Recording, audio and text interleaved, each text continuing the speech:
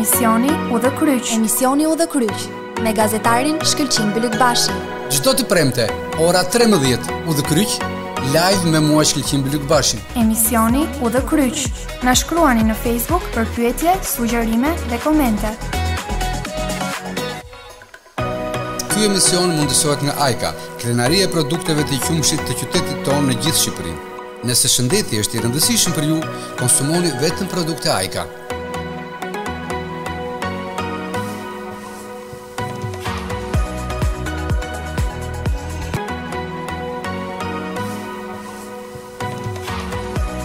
Përshëndetje të nderuar dëgjues, si çdo të premte së bashku me mua Shkëlqin Bylykbashin këtu në Radio Lushnja. Sot kemi një të ftuar të veçantë, një personalitet të cilin sapo ta prezantoj, jam i sigurt që shumë prej jush për të mos thënë që të gjithë e njihni.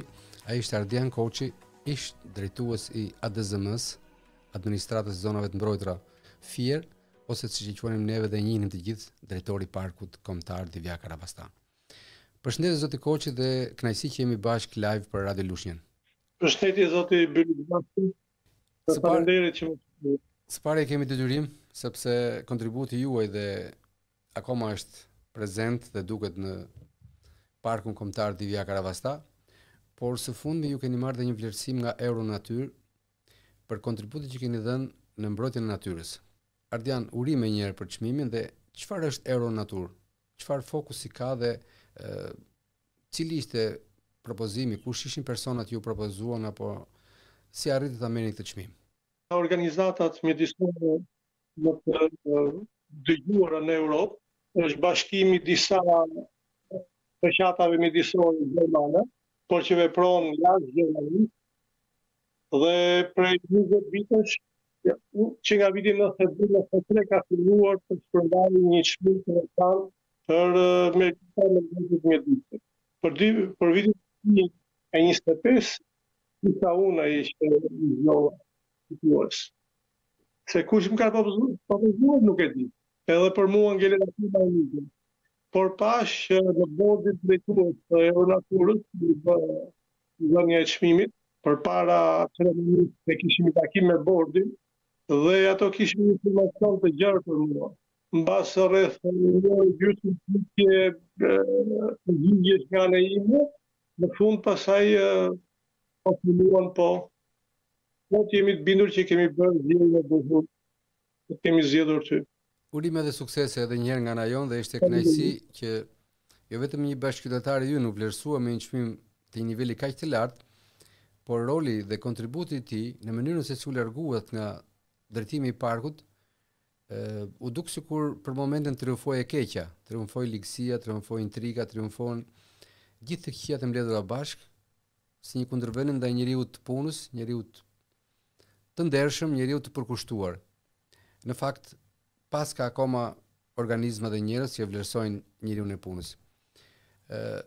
Atje ju përjetuat emocione, komunikuam edhe gjatë ditës që ju morët çmimin dhe sigurisht në qendër të vëmendjes për të qenë në një ditë të vetme për mjedisin nuk është pak, është një vëmendje shumë e madhe. Ishit i vetmi që morët një çmim të tillë. Si u duk pjaca e njerëzve ose niveli i tyre? Ju thatë që ata ishin njohës të mirë të gjithçka që ju kishit kaluar. Atë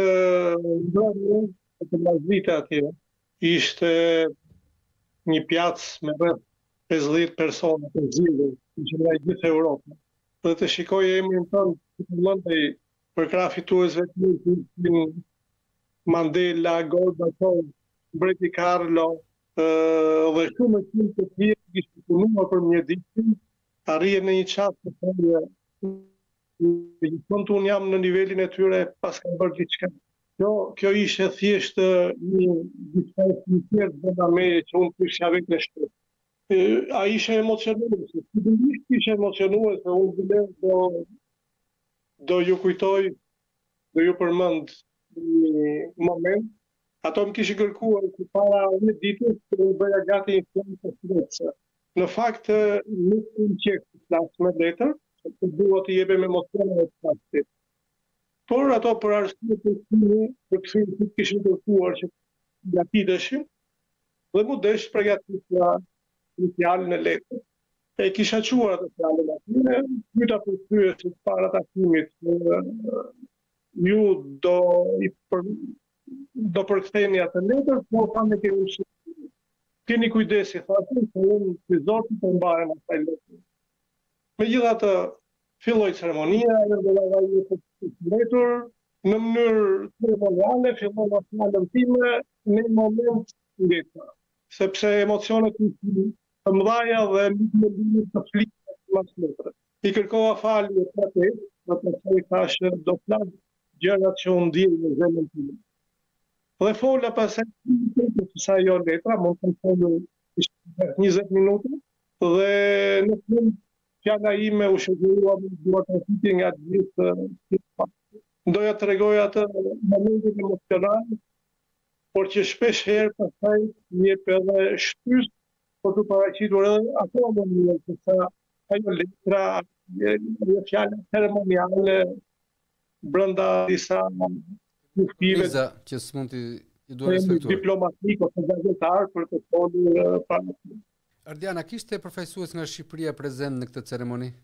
Nga autoritetet shqiptare nuk kishte themi nga institucionet shqiptare. Nuk ishte asnjë përfaqësues. Aty ishin përfaqësues nga organizatat mjedisore, që ishin të ftuar prej organizatorëve të eventit.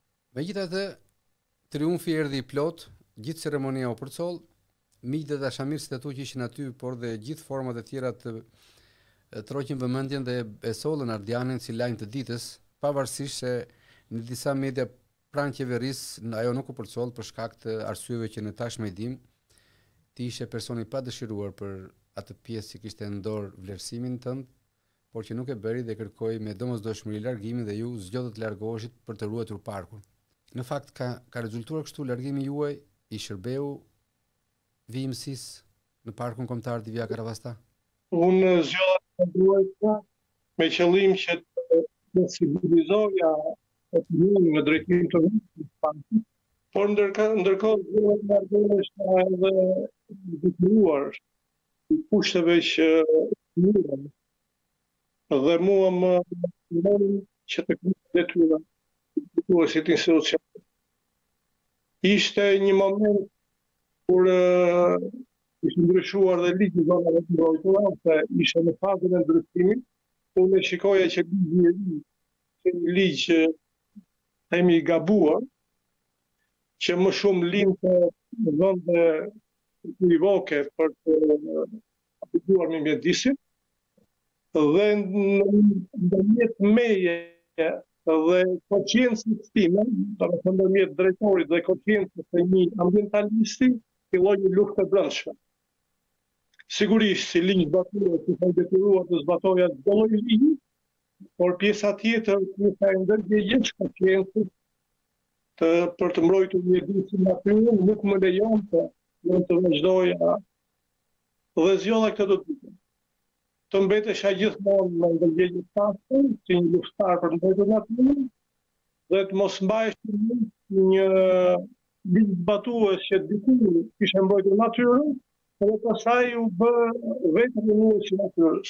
Juve jeni gjithkohën informuar mbi zhvillimet në Shqipëri dhe këtë e tregon qartë dhe përfshirë ju her pas here në komente të ndryshme në rrjetet sociale.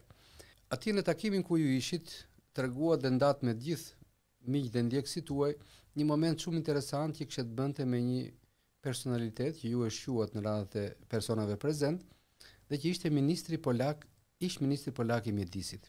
Me aq sa përshkruanit juve shkurtimisht, por me emocione, duket sikur pat vetveten tek ai njeri, por në situata krejt të ndryshme. Që në momentin e parë që më thanë që ishe ministri polak i mjedisit, dhe më bëri përshtypje, sepse më thanë është një nga mbrojtja e natyrës në zërat më të fuqishëm mas vitit 2000. Dhe mandatin e dytë e ka patur mas vitit 2000. Dhe me thënë, në rolin e një ministri, të një zyrtari, ai ka mbrojtur mjedisin, që nuk ndodh në Shqipëri. Në përgjithësi në Shqipëri, ministri i mjedisit është pjesë e gjithë asaj themi operacionit qeveritar në drejtim të zhvillimit ekonomik, ku shpeshherë një mbrojtës mjedisit quhet penguesi i zhvillimit ekonomik, nuk e mendojnë asnjëherë që turizmi dhe mjedisi ecin paralel. Prandaj ju afrova këtij personi, më prezantuan me të dhe i thash që në Shqipëri nuk ndodh që një ministër mjedisi të bëjë mjedisin. Filloi të gjithë me hyrëri dhe tha ka dhe vende të tjera, fatkeqësisht që ndodh kjo gjë. Juve përmendet personalitetet të nivelit shumë të lartë dhe sigurisht vendosja e emrit tuaj krahas kësaj liste të gjatë personalitetesh është një krenari jo vetëm për ju si individ, për rolin dhe kontributin tuaj në ruajtjen e mjedisit, por dhe për gjithë ata që kanë dhe ndajnë të njëjtin mendim si ju për ruajtjen e mjedisit të natyrës dhe atë që ju përmend pak më parë nuk mund të ndahet mjedisi nga turizmi. Ja është një paralelizëm dhe është një çift që ecin, nëse shkëputet njëri prej tyre sigurisht nuk do të shkojë mirë as tjetri.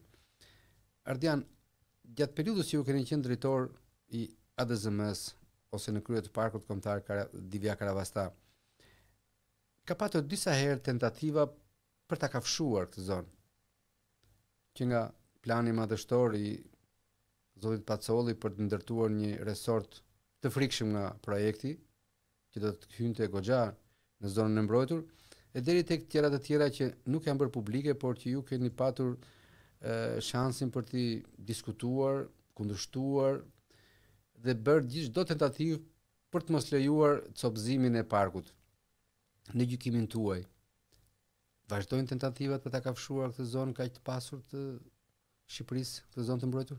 Të gjithë zonat e mbrojtura në Shqipëri sot janë target për to themi investitor strategjik në Fojza, sepse janë të vetmet vende të pashfrytzuara dhe me një pasuri natyrore që rrallë herë gjen në vend tjetër. Prandaj edhe në Parkun Kombëtar Divja Karavasta e kanë bindjen që tentativat vazhdojnë akoma. Tentativat kanë qenë edhe më parë, unë nuk e kam quajtur asnjëherë si ato tentativat e vogla të banorëve të zonës ose të banorëve nga ndushja për të ngritur lokale, ose kanë qenë thjesht shqetësim. Një lokal mund të bllokohet në çdo moment.